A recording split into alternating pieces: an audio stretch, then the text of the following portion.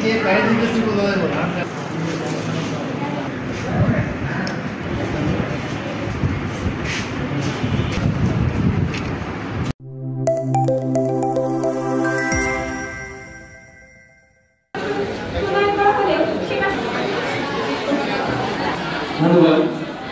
আজকে আমাদের কিন্তু ব্যবহার হচ্ছে অপব্যবহার হচ্ছে এটা নিয়ে কোনো আলোচনা হয় এই বিষয়গুলো আলোচনা করা উচিত।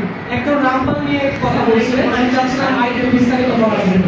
রামপাল টপিকটা কিন্তু এখনো পুরনো হয়ে গেছে। আমাদের দেশে কক্সবাজার ও সেন্ট মার্টিনে পলিথিন আজ 6 লাখ হয়ে যাচ্ছে, যখন আমরা দেখতে পাই অনেক জায়গায় মাটিনে পলিথিনে মাটি ঢাকা পড়েছে। যেখানে টন টন ধান গম উৎপাদনের কথা, সেখানে টন টন পলিথিন জমছে। ঠিক সেই মুহূর্তে আজকের বিতর্কের বিষয় নির্ধারিত হয়েছে পলিথিন ব্যবহার বন্ধে আইন নয়, সচেতনতা বেশি জরুরি। পক্ষে বলছি, প্রথমে সংজ্ঞায়নের পালা। পলিথিন হলো এক ধরনের কৃত্রিম পদার্থ যা ইলাথিন নামক গ্যাস থেকে তৈরি এবং যেগুলো 400 বছরেও মাটির সঙ্গে মেশে না। যারা হাতে চোখে দৃষ্টি হচ্ছে বিপদগামী এবং ভুগছে হতাশায়, এসব রহস্য আর কিছুই নয়। সেই রহস্যটি হচ্ছে ইন্টারনেটের অবাধ ব্যবহার। হ্যাঁ মাননীয় সভাপতি, আজ আমাদের প্রতিপক্ষ ভার্চুয়াল জগতের আধারে হারিয়ে পথ থেকে বিচ্যুত হয়ে ভুলে পথে চলে।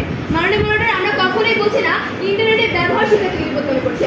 আমরা বলছি ইন্টারনেটের অবাধ ব্যবহার অর্থাৎ অতিরিক্ত ব্যবহার একজন শিক্ষার্থীকে বিপদগামী করে তুলছে। মাননীয় মডারেটর, করার বিষয় নিয়ে বিপ্লব ভাইকে বলছিলাম যে আমি 11টার মধ্যে চলে তো তাও করবে যাতে করে আগামী ভবিষ্যতে বাংলাদেশকে ফলাফল কি দেখা যায়? আমার ভিড় করে ঠিক অক্সিজেন রয়েছে, কিন্তু রাস্তায় অক্সিজেন নেই। আমাদের সরকার বন্যায়নের পরে কি নৌকা নিয়ে যায় বিভিন্ন স্থানে এবং সেখানে এক হাতে ছাতা আরেক হাতে ক্যামেরা ধরে বলে হ্যাঁ আমরা আন্তরিক, আমরা কাজ করছি এবং জনগণের পক্ষে, কিন্তু সেই ছবিটি মানুষ বাঁচুক কিংবা মরুক অবশ্যই পরের দিন সকালে ফেসবুকে পোস্টে যেতে হবে আমাদের সরকারের।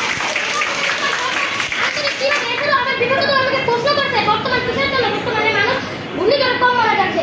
একই সাথে বললে সরকার জলবায়ু পরিবর্তন মোকাবেলায় আন্তরিক নয়। আমি বিনয়ের সাথে জানাতে চাই, বাংলাদেশকে জলবায়ু পরিবর্তনের সবচেয়ে ক্ষতিগ্রস্ত দেশ হয়েও বিশ্ব দরবারে জোরালো কণ্ঠস্বর তুলে দেয়। বাংলাদেশকে বিশ্বের প্রথম দেশগুলোর মধ্যে একটি নয় যারা নিজেদের অর্থে ক্লাইমেট চেঞ্জ ট্রাস্ট ফান্ড গঠন করেছে। ধন্যবাদ মাননীয় সভাপতি আমাকে বক্তব্য প্রদানের সুযোগ করে দেওয়ার জন্য। আমি ঝুলি জাহান, বিপক্ষ দলের তৃতীয় বক্তা। পুঁজিবাদী পরাশক্তিদের যে সদস্য তাদেরকে যে সেটাকে উপেক্ষা করে বাংলাদেশ সরকার আন্তর্জাতিকভাবে তাদেরকে প্রতিহত করার চেষ্টা করেছে। এটাকে কি আপনি অস্বীকার করতে পারবেন? পারবেন না প্রতিপক্ষ।